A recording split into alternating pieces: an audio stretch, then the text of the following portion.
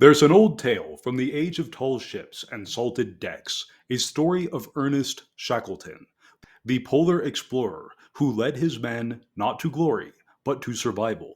When his ship, the Endurance, was crushed by Antarctic ice, he made a simple decision that they would not die there. And with no radio and no rescue in sight, and supplies dwindling, Shackleton set off in a lifeboat across 800 miles of freezing ocean to find help. And he found it. Every man under his command returned alive. Now, that tale is not about Mars, but it's about the same kind of stubbornness, the same refusal to accept Earth's limits as the last word. Exploration, after all, has never been for the faint of heart. It is for those willing to bet against the odds and make the impossible seem, at long last, inevitable. Today, we turn our attention to one of the most ambitious efforts of our time: SpaceX's plan to land human beings on Mars. It is a goal filled with engineering trials, interplanetary logistics, and a fair bit of steel nerved optimism. But as we'll see, the vision is no longer a dream. It is a roadmap being built with flame and with math. Before we dive in, consider subscribing to the channel and give this video a like if you believe that our reach should exceed our grasp. Your support helps us keep telling the stories that matter. Let's begin.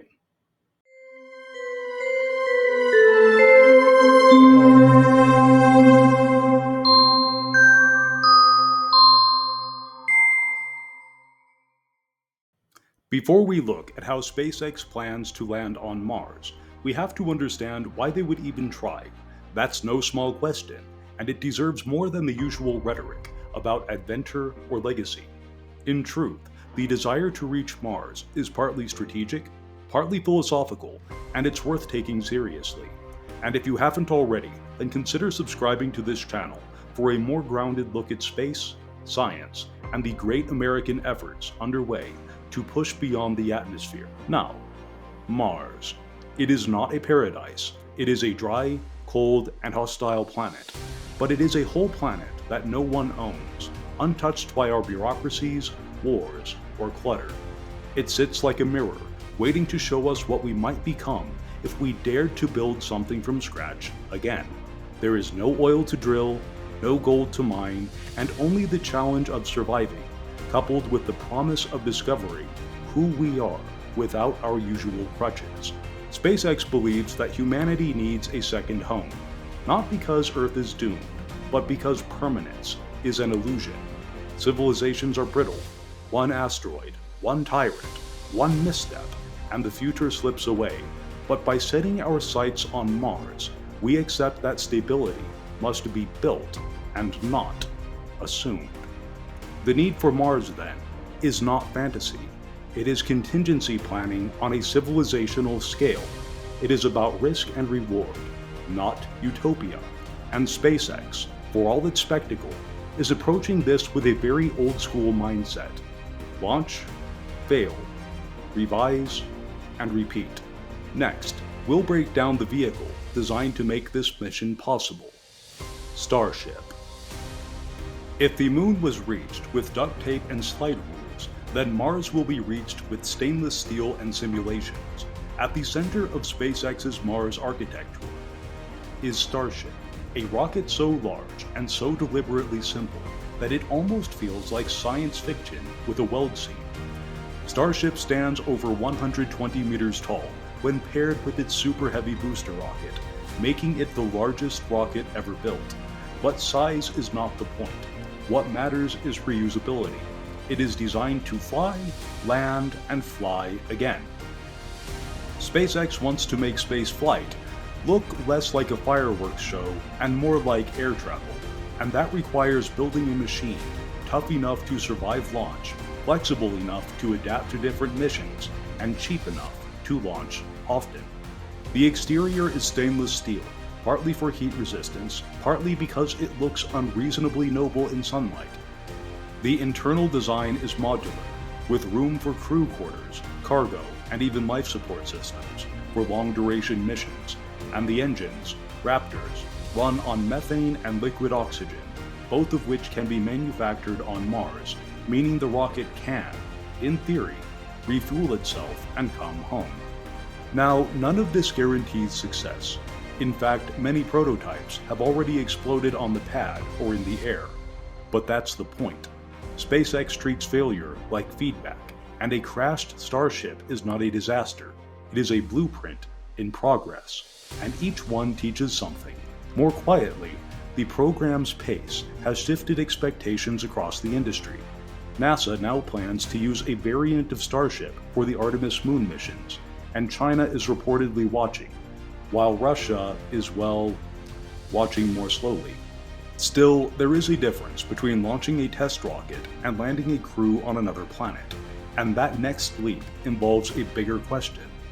How do you land something the size of a building in thin Martian air without burning it, breaking it, or burying it?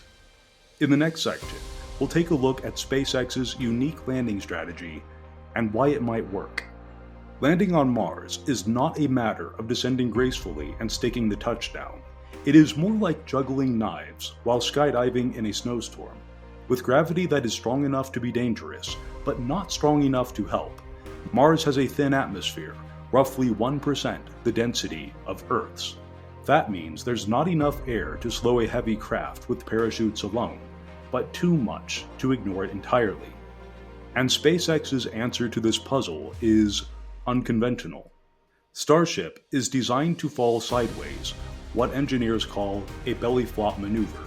It enters Mars' atmosphere broadside, using its body to create drag and bleed off speed, much like a skydiver spreading their limbs. 4 flaps, 2 near the nose and 2 near the base, adjust its angle in real time, keeping it stable during descent. Then, near the ground, it performs a dramatic pivot. The engine ignites, the ship flips upright, and throttles down for a soft and vertical landing on its tail. It's part physics experiment and part gymnastics routine. The maneuver looks absurd on paper, and when first tested on Earth, it led to several spectacular fireballs, but that was expected. The explosions were data-rich, and in 2021, Starship SN-15 completed the maneuver and landed safely, proving that the concept could finally work. Now, Earth is not Mars. Probably. The Martian atmosphere adds different challenges. The thin air means less drag, and the dusty surface makes radar unreliable. But the fundamental maneuver remains viable. It reduces fuel requirements, avoids complex heat shields, and uses control surfaces instead of heavy descent hardware. If Starship can repeat this maneuver under Martian conditions, and that's a very big if, then it would become the first vehicle capable of landing intact, delivering not just a capsule, but a full habitat, cargo, and crew. But landing is only half the story. Next, we'll explore what happens after touchdown, and how SpaceX plans to support human life, prepare for return, and build the first foothold on the Red Planet. After Starship lands on Mars, assuming that it lands intact, the real mission begins. Survival on a frozen, irradiated desert is no victory lap. It is the first day of a very long shift. SpaceX envisions crews landing with enough supplies to last until they can manufacture what they need. The essentials are clear: oxygen, food, water, and power. Mars offers none of these in ready-made form, so they must be extracted, grown, or generated. Solar panels will likely provide initial energy. Water can be sourced from underground ice or extracted from the soil, and oxygen will be split from carbon dioxide using electrolysis. And methane fuel will be produced via the Sabatier equation, combining Martian CO2 with hydrogen, some of which could be brought along or extracted from the ice. This is what engineers call in situ resource utilization, a mouthful that means live off the land. It's less romantic than terraforming, but far more achievable, and if successful, then it means that Starship could refuel for a return trip. If not, the astronauts are stuck, and the dream ends as a cautionary tale. But let's assume it works. Crews begin to build, habitats are assembled, greenhouses are tested, rovers scout for better locations. Each mission lays the groundwork for the next, until there's a working outpost, then a settlement, and eventually something that resembles a frontier town. It won't be easy, it won't be fast, but if it happens, it will be the first time in history that life on Earth has deliberately extended itself to another world, not as a symbol, but as a strategy. SpaceX has charted a course, the ship is being built, the plan is being tested, and these stakes, whether we realize it or not, belong to all of us. That is why, in the end, the significance of SpaceX's Mars ambitions is not about a billionaire's bucket list or the thrill of watching rockets rise. It is about something deeper, the old American impulse to press outward, not for conquest, but for continuity. If we can land on Mars, build there, return from there, then we've proven something remarkable, that human beings, with enough patience and enough purpose, can reach across the void and plant a flag, not of dominance, but of resilience. It echoes something very ancient. Every frontier, from the early homesteads to the moon, has tested our nerve and our know-how. The red dust of Mars will be no different. The first footprints there will not be easy, and they won't be the last, but they will mark the beginning of a new chapter in human self-respect. Now, if you found this video meaningful, or if you believe, as I do, that our story does not end on Earth, then consider subscribing to the channel and give this video a like to let others know that space exploration still matters, not in theory, but in practice. We'll be covering more on Mars, space policy, and the future of human exploration in the weeks to come. You won't want to miss it. Thank you for watching. Stay grounded and look up. With Elenarda, I'm Gene Botkin. End transmission.